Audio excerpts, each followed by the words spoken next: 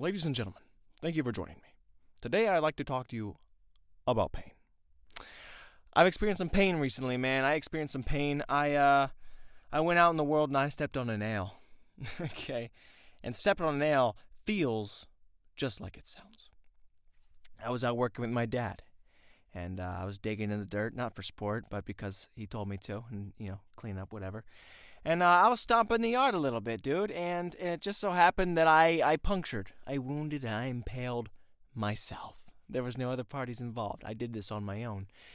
And I just wanted to talk about the fact that pain, emotional, physical, spiritual, mental, it's all horrible, dude. It's all bad. I don't like it. I don't like it at all. And something about hurting yourself really gets to you. It really connects on a deeper level where it's like you did that on your own.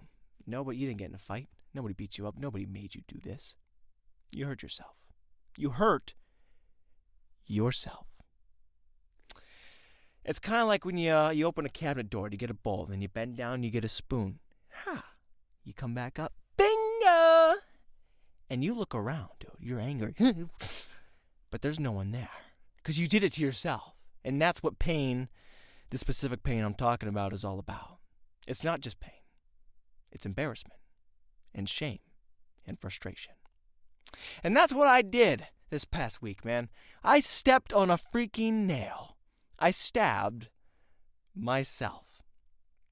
And I wish I could say it was the first time. Actually, I wish I could say it would be the last time. When it comes to stepping on nails, dude, I would consider myself a pro. Okay? I don't know why that is. I don't know why I'm so good at it. It's like my foot is just a magnet for these sharp objects, dude.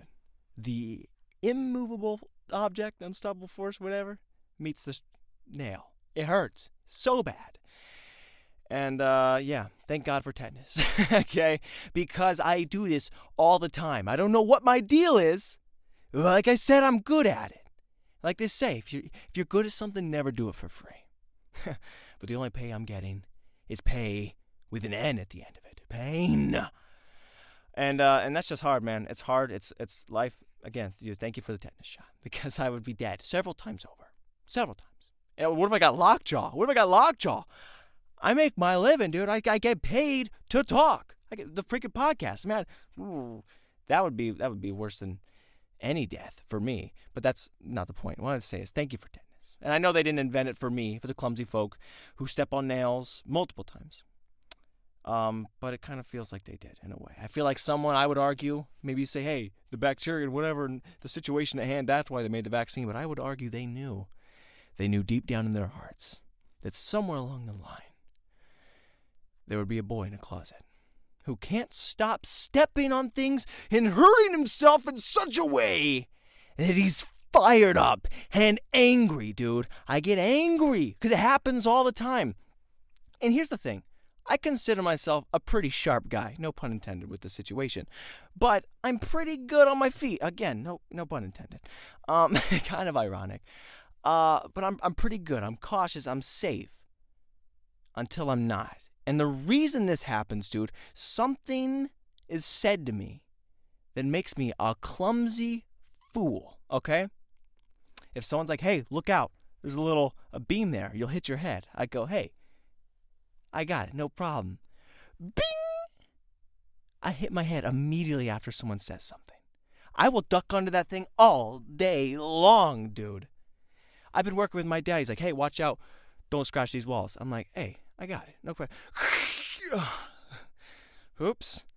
But before he said that, I'm looking like I'm freaking smoother than a crib. I'm looking like Michael Jackson with a moonwalk, except for, safely carrying things.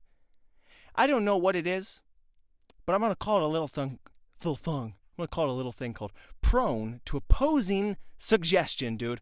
I don't know why it happens. I don't know what changes in me, but I will be so safe and so smooth and awesome until someone says something. So I stepped on a nail a little bit ago too, right before this one. We're getting up there in numbers. But yeah, there were some nails on the ground, a little bored. I'm thinking, hey, there's some nails. Shouldn't do that. Shouldn't step. It looks painful. Why would I step on it? I wouldn't, dude. I wouldn't. So I'm going, hey, I'm dancing over them. I can't get hurt because I know where the nails are. And I'm carrying the things around. My dad comes out. He says, hey, boy, watch out for the nails there. I say, hey, Dad. I go, oh!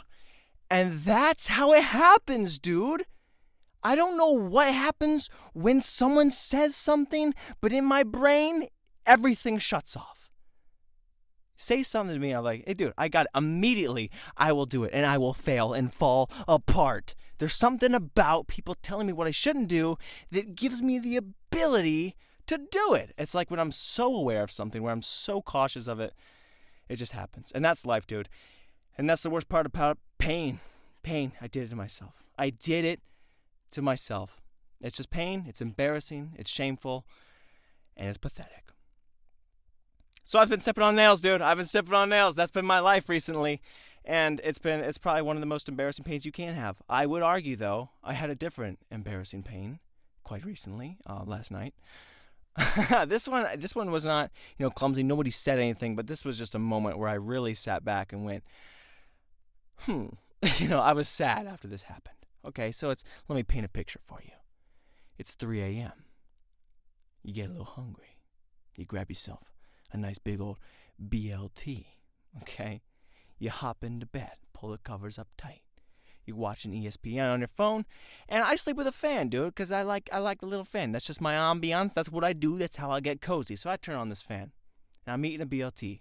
Cozy, and you feel a little bit pathetic already because it's 3 a.m., it's dark, nobody's around, you're just eating in the shadows. And it's cool. It's whatever. I can put up with that. Okay, I can freaking put on a mask and say I'm proud of this. But until I take a bite and the bread crumbles and everything falls apart, goes into the fan, spits back into my eyes, I'm immediately blinded by the freaking Italian bread shrapnel that has hit me in the face. And I'm like, oh my gosh, I'm greasy. There's cheese all over me. I'm like, oh my gosh, everything's falling apart. And I'm frustrated. I'm angry that I'm hurting myself again. But also, I feel so sad, so pathetic. I'm eating this big old fat sandwich in the middle of the night in the shadows, and I'm getting hurt while doing it. A BLT. It's freaking BL debris, dude. And that's pain. That is real pain. So that is how life has been treating me so far.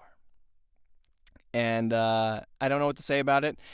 And it's a certain kind of feeling. It's a certain kind of battle that you got to get through. Okay? But that's what I got to tell you. That's how life goes. And this pain right now, this uncomfortableness, we're doing a cold open, by the way. I don't even know if I said that at the top of the show. I think I did. It's been a while. But this is uncomfortable, dude. I'm used to the song hitting. I'm used to the song playing. But instead I opened up with a little thing I wanted to say, and now I've said it. And now I'm going to try and hit the music. And if it doesn't play, I'm going to cry.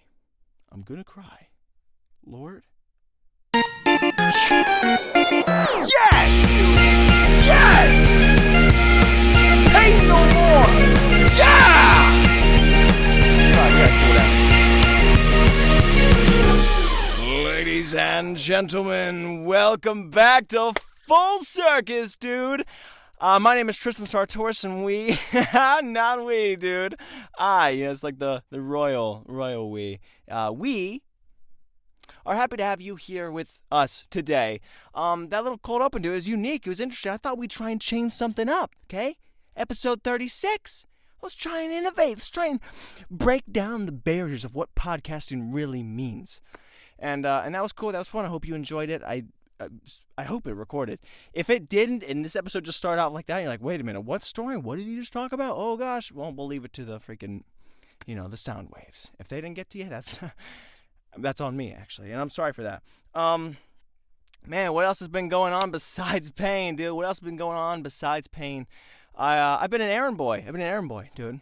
Sometimes in life, when your family needs you, they'll recruit you, okay? They'll say, hey, man. Hey, Tristan, my hero. They don't say that, but in my mind, it feels like that. They say, hey, Tristan, put on a cape. And I say, I'm already wearing one. And they'll ask me to go do something, and I feel like I'm going to save the day, and this wasn't like a very heroic thing to do, but I needed to go pick up a new stapler. Okay, a new stapler from this guy for my dad that he had just bought. And it was a pretty good distance, right? It was a freaking hike. It was a drive. It was a skip and a toss and a full gas tank away. And I ventured and I journeyed out to go get this thing. And there's not much to say on the road drive. I drove. I got there, and this guy, he was nice. He was cool. The only thing, I think he's had too many people get lost at his house, or he's just unfamiliar with people who have GPS or something. So he's like, hey, call me when you get down the road. Call me when you get down from the road. I'll tell you how to get here. I was like, dude, I have your address right here. I can see every turn, every foot that I need to get. And my Siri, my freaking Australian Siri will go, right, you're going to take a right turn in 52, 51, 50. Oh, shoot, there it is. Right turn, right now. Because sometimes she forgets. But anyways, yeah, so he was like, hey, call me. And I hung up. He's like, okay, cool. You know where to go. Actually, just call me one more time when you're like 3 driveways away. I was like, if I know where your driveway's at, why would I need to call you? He's like, we'll figure it out. So I called him. I said, hey, dude, are you 3 driveways away? Yeah, I'm 3 driveways away. Okay, so you're going to want to drive forward about 3 driveways. Okay, awesome. Okay, bye. Oh, hold on one second. I'll be there in the back. Okay. But anyways, so he was giving me a lot of information right out the back that I didn't, I already had, or I didn't need, I didn't care about. It is what it is. So I got the stapler. Everything was nice and good. And like I said, dude, he was a nice guy. Everything was fine. I just thought that was a little bit odd. Like, hey, you don't need to be sharing this much stuff. I can figure it out on my own. And this led into the actual purchasing, the transaction of this stapler. So I got out, and he already knew I was the errand boy, right? I didn't have anything to do with this purchase. I hopped out, ba-bang! I said, hey, man, you got the stapler? And he said, hey, I got it right here. I said, all right, here's your money. And I'm trying to give him the money so he'll give me the stapler. But he holds up the stapler, and like people do when they're trying to really sell you something, he's got to show me every little thing on the stapler. I got to get the whole backstory on this thing. Yeah, I got it from my buddy who's actually a pilot. Wow! And I'm trying to be nice, and unfortunately I really have to be nice and sit through all this conversation because he won't take the money yet. He's like, hey, let me tell you everything first. In this slider, and it's brand new, got it for, $200. But I'm going to sell it to you for $125 or whatever. It's a good deal, solid. It was years ago, hurt my back. I was doing this thing. This other guy here hurt his back. This is how he remedied. I was like, dude, I don't need to know all this. So he's like, just trust me though, it works fine. I was like, I trust you. Take the money, guy. So he was really just going through all the motions there, and I know maybe my dad's listening, like, dude, you gotta vet out the product a little bit, don't just blindly trust. But here's the thing, man, I drove hours to get here, dude. I've been on these missions for like 2-hour drive. If I'm going that far out of the way, and I'm not even the guy who purchased it, I'm just a delivery boy, relax.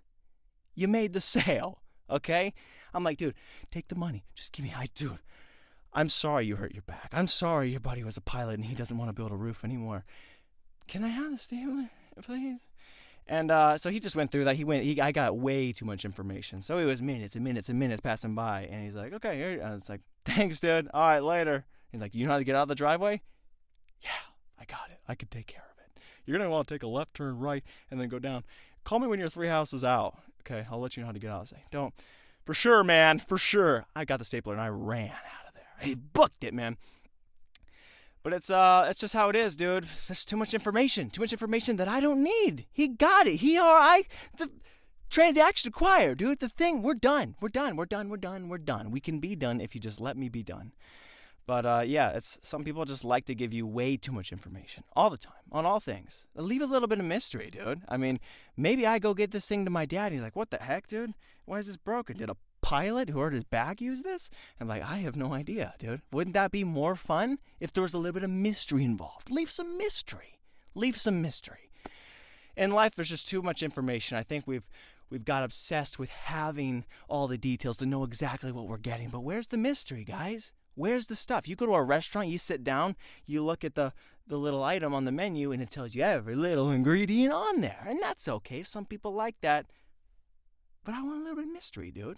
I want a little bit of mystery. If I'm going to go down in your restaurant, you already got me. I'm not going to look at the menu and say, wait a minute. It doesn't say if there's tomatoes. It doesn't say I'm out of here. I don't know everything that's going on in this establishment. I'm out. If I'm sitting down at your place, you made the sale, dude. So if I want to come up to someone and say, hey, what are the specials? And say, hey, we got this freaking Szechuan Taco Charlton Salad Supreme. And I'd say, hey, what's on that? And if he looked at me in the eyes and said, can't tell you, I would buy 2, dude. Edge of my seat. That's the kind of mystery I look for. So I'm going to open a restaurant, and I'm not even going to put a title or anything attached to the food. It's going to say number 1, number 2, number 3. And it's going to be a gamble, man. It's going to be a gamble, and that's exciting. It'll be called the Mystery Box. And that's fun, dude. There needs to be more mystery involved in our purchases. And maybe that sounds dumb, dude, but it'll be exciting for sure. A little bit exciting, because sometimes someone hurts the back. Sometimes there's not tomato on it, and you go, wow, I actually like it better without the tomato. I wouldn't have done that. If you get too much information, you end up staying in your own circumstances, your own preferences. Mystery lets you lean out the box, and sometimes if you do that, you could buy a broken stapler. But instead, I knew that it worked, man, and there was no mystery involved in it. There was just none whatsoever. What else has been going on, though, dude? I've been playing the new Call of Duty. The new Call of Duty came out. I haven't played a ton of it yet. And I'm new to the Call of Duty franchise, right? It's, these war shooters, right? And no one ever talks about the campaign. Everyone's like, oh, get on multiplayer, KDs, whatever. It's fun. And that's fun. The zombie maps. But the campaigns, dude, the story is awesome. You get thrown into World War I, World War II, freaking all kinds of stuff. Maybe you're in the future wars. I don't even know. I haven't played all the games. Like I said, I'm new to the franchise. But it's fun. There's some deep story. You're involved. I feel like I'm in the war. It was super immersive. There's a freaking battlefield. Whoa, everybody get down, get down. Oh, gosh. Timmy, throw that nade back. Timmy, what? Oh, and he blows up. I'm like, frick. It was sad. I was really getting into it. It was super immersive as a war thing, and it made me realize, because it was so immersive, it involved me so much, that I realized I'd be so bad at war, dude.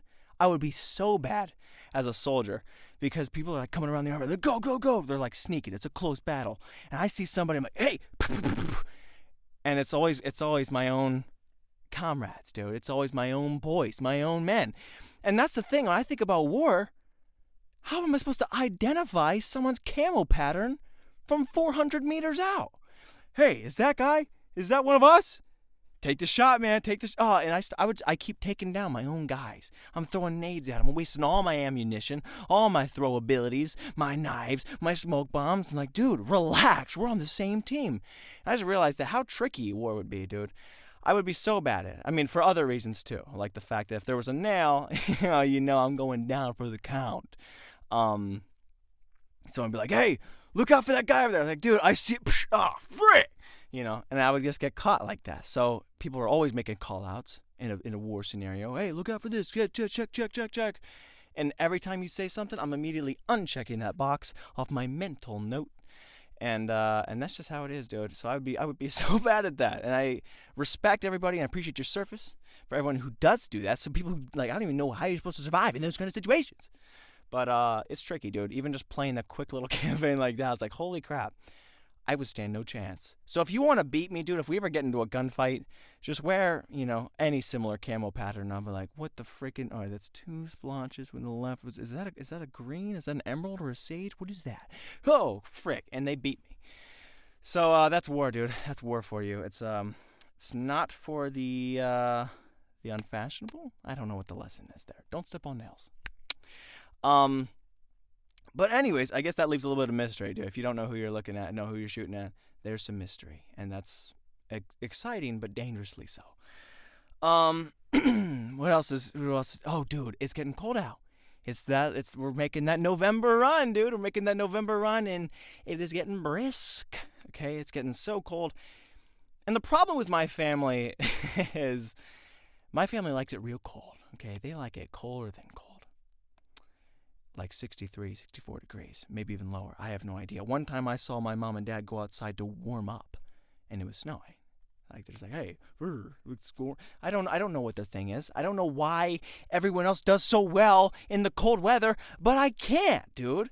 I don't know what the deal is, but I'm like, I wake up freezing. I put on snow pants, a hoodie, and a freaking ski cap. I'm like, all right, here we go.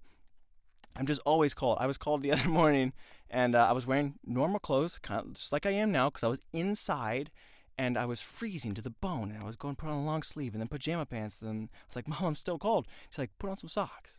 Let's put on some socks. I was like, I don't think that's going to help. I can't even blink. My eyes are frozen open. If I blink here, like I was so cold, dude. I was so cold. But yeah, man, I don't know what it is with, like, I share the same DNA as them. I don't know what the problem is, but for some reason in the cold, I cannot handle it, dude. I cannot handle myself in the harsh environments. I mean, they're inside. There should be no environments for me to deal with, but I get it, dude. I get it. It's their castle. They rule it. Everything, you get it as you see fit, as it makes you comfortable. I just don't. I'm more upset with the fact that I can't handle the cold, and for whatever reason, I do really good in heat, dude. I do so well in heat. Like, heat is my jam. When I was dashing around in the summer, there was no AC in the car, and I was like, yeah, dude, we're good. We're set. No matter how hot this thing gets, I like it. I can handle it. I can feed on it. And I don't know if this is because I grew up in the South where I got that Southern DNA, okay? This is a theory I've had for a little bit, that from freaking 2 to 6, 2 to 7 are crucial years for the development of your temperature, right? And I only say that because that's the age I was, down south, and I do well in the warm. No one else seems to do super good in the warm, but I'm doing good in the warm. I could say heat, but I'm going to keep on saying warm because that sounded funnier. My mom's going to be like, hey, you're supposed to say heat. I got it, Mom. But anyways, I do really good in the heat, man. Like when I would dashing, I'd pick up something, the food would be getting a little cold, and I'd grab that pizza, I'd throw that thing in there, and it's warm, and it's toasty. When I get somewhere, that pizza's like 3 degrees hotter than it was before. They're like, all right, here comes the dude. Everything's crisping up the edges a little bit, dude. I'm driving that Chrysler Brown in country, right? I'm warming everything up. I was just that good. I was that good in the heat. I thrived in that situation. It was beautiful, dude. It was beautiful. I mean, I guess the only problem would be when I would get a colder dessert, right? Ice cream in particular, and I would deliver a soup. It was but it was good soup. But yeah, that's just who I am, dude. That's just what I was good at. I was good at the heat, and never had any complaints, dude. So I was an all-star. I was an all-star on that front. But yeah, it was cool. I don't know what the deal is. I don't know why I feel better in the heat, and I don't know why some people do better in the cold. But I have a theory, and I should conduct more studies. But so far, study 1, there's crucial development years for your temperature in your DNA, dude. And that's going south for 2 to 6, 2 to 7. What else has been going on in the world, dude? Daylight savings time. The clocks have changed. Times have moved, dude. Times have actually moved. We've all changed our stuff. And it's kind of crazy to think about that there even is a daylight savings time in the first place, right? When people are like, oh, dang, the freaking sun rises a little bit late there here in November. Let's we got to fix that. Like, why wasn't it easier to just put out like a pamphlet or just a message and just say, hey guys, so I want to let you know, sun's going to be rising just a bit late. Okay, cool. But instead they're like, okay, what we're going to do is change time. They're going to change time. They're going to move time and then make everybody who also has a timepiece, a clock, move theirs as well. Twice a year, dude. We're going to keep on. Why is that even a thing? Why do we even do that? Why isn't it easier to just say, hey, it's going to be a little bit weird for a couple months. Just bear with it. And so okay, we're going to not only change it for the whole world, but everybody in all the clocks in their house. All the clocks, dude. Multiple clocks, multiple timepieces. If you've only got one timepiece, get with the times.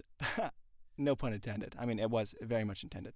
But yeah, dude, it's just crazy that it just is what it is, dude. It gets dark so early. It's just all of a sudden the moon just throws a lasso around the sun. This time, just pulling it down, and the moon's creeping up. Like, hey, I'm back, dude. I know you did. You missed me? Probably not, but it's only 4:30. It's rough, man. It's rough to be out here in these daylight savings time. I just don't know why that was the easier solution. You know, you think what kind of ideas they could have thought of. How many other solutions were there? Did they come up with anything else? Did they just jump straight to, let's change all of it, dude. Let's change all of it. That's crazy, man, and I don't like it. I don't like it one bit, but it is what it is, dude. What are you going to do? Become president and stop it? Probably. If I could figure out how to stop stepping on these nails, then maybe so. Maybe. But anyways, dude, if I could, I would. If I could handle the cold, maybe I could make a good running. I have too many things working against me right now, dude. I'm too clumsy, and people are like, hey, look out for the cold. I'm like, oh, frick. But anyway, guys, thank you so much for tuning in. I don't know how long this podcast has been because I did a cold open, but I hope it's been at least like 20 minutes-ish. Thank you so much for tuning in, guys. I'm kind of off my rockies, whatever. I don't know how to close the show, but it is what it is. Guys, I love you. Peace. I'll see you. Salute. And thank you for everybody who can identify camo and work and serve the Army. I love you guys. Protecting one nation under God, indivisible, and everything, and all that other stuff. And you better look out because America! Ow, is that a nail?